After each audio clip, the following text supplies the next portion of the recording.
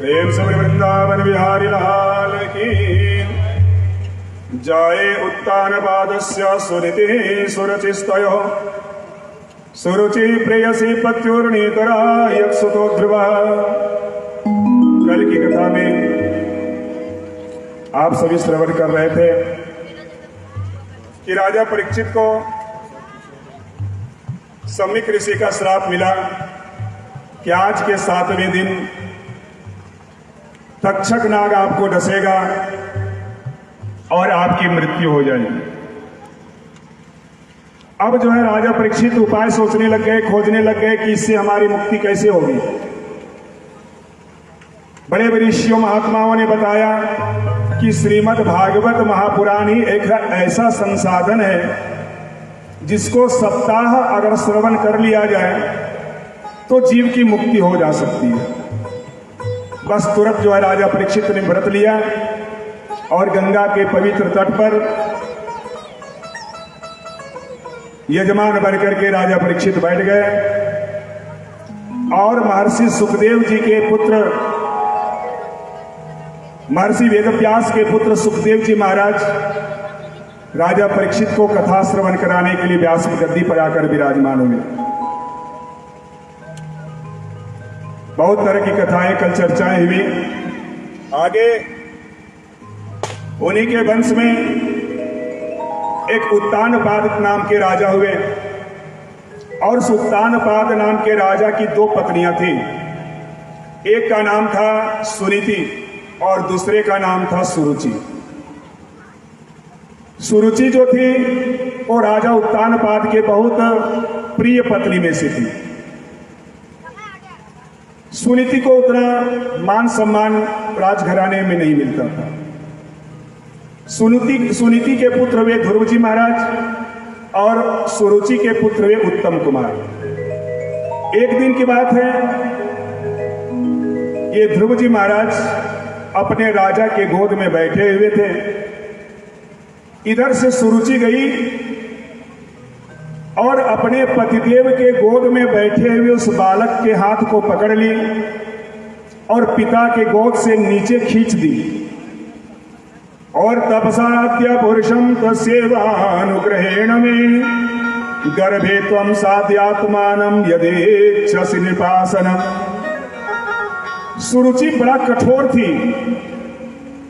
उसने कहा, बेटा अगर पिता के गोद में तुम्हें बैठने का इतना ही शौक है तो भगवान से प्रार्थना करो कि अगले जन्म में तुम्हारा जन्म मेरे गर्भ से हो, मेरे कोख से हो, तभी तुम पिता के गोद में बैठने के अधिकारी हो सकते हो।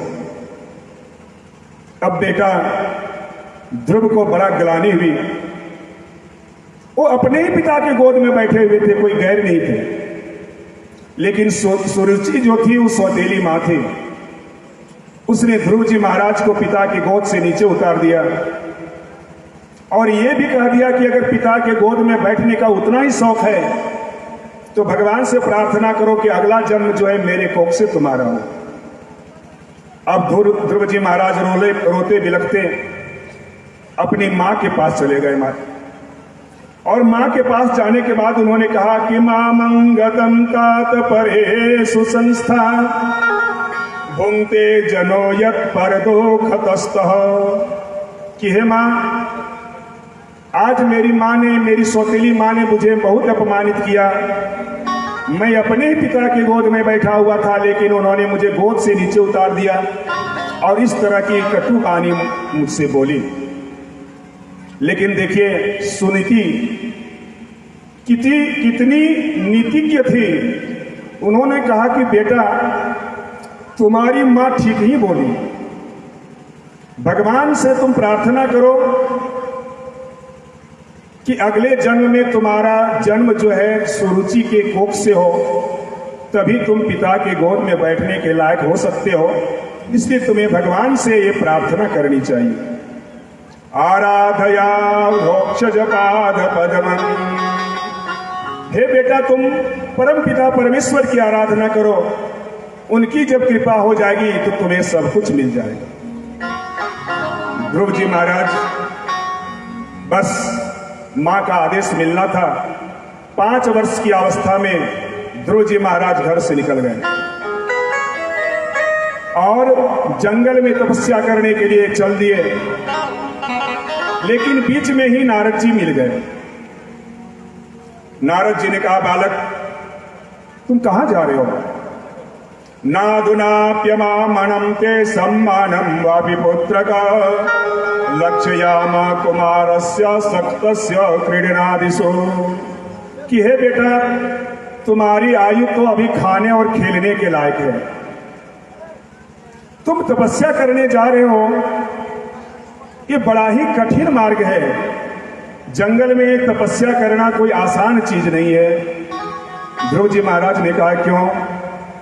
कहा, बेटा तुम बालक हो, तपस्या तो बड़े बुजुर्गों के लिए, साधु संतों के लिए, तुम राजघराने के बालक हो, तुम्हें तो भी राजघराने में रहकर खेलना चाहिए, कूदना चाहिए, खाना चाहिए।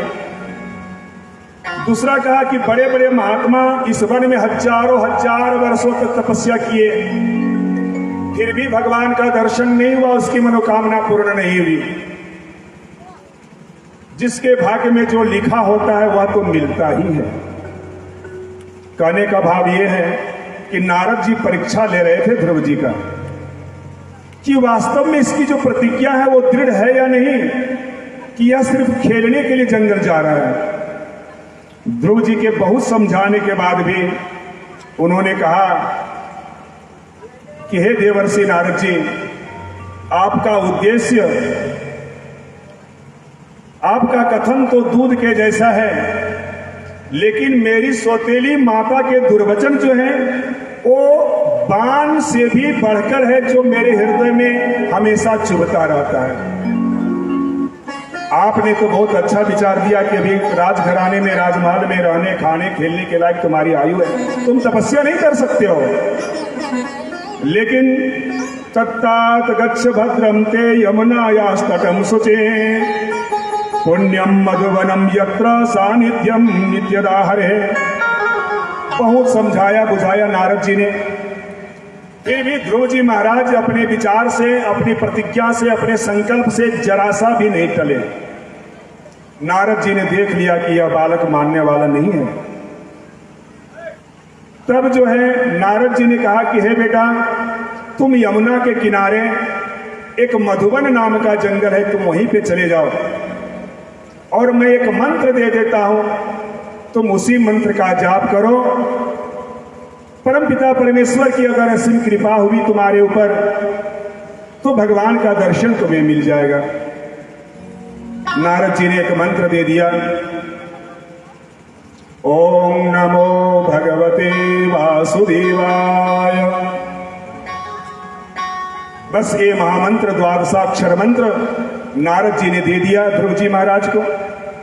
अब ध्रुव जी महाराज जमुना के किनारे मधुबन में जाकर के आसन लगा दिया।